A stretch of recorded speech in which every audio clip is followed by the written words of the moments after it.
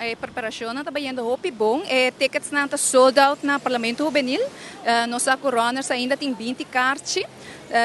Me lobby não com falta carta ainda. Vai na runners porque não está acabando. A corrida está muito grande. Tour pessoa que está chamando para pedir para carta também não está compartilhar conosco a importância que não está de projeto aqui que nós está fazendo um awareness walk.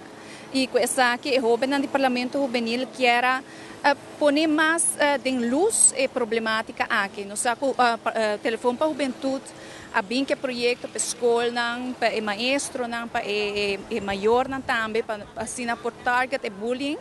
Pero nós estamos também com esta queda na luz do dia, assim não é tomar como algo que está passageiro, sino que é um problema em verdade que está escalando e uma que nós temos que tomar passo assim por guantele, não virar pior com o que está virando agora aqui. O jovem do Parlamento Juvenil está trabalhando clip, está subindo no Facebook do Parlamento Juvenil, está compartilhando testemunho diferente coisas que não passa dentro e com não somente o problema que não passa dentro, sino com a surpasse que não passa problema aqui.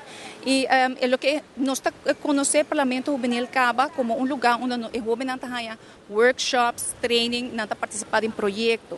Que nós está criando caráter de jovem.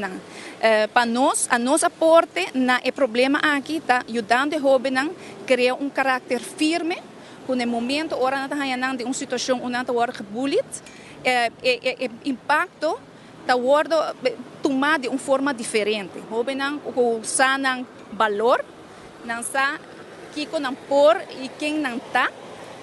Hope viaja, está jovem por num contexto ou por handle a situação aqui.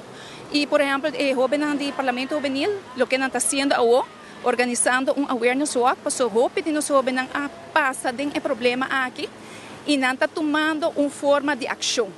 Vão fazer algo, não queda vítima só, senão vão fazer algo a respeito. E nós também queda vamos dizer, cambio, não? Queda esse debate a respeito.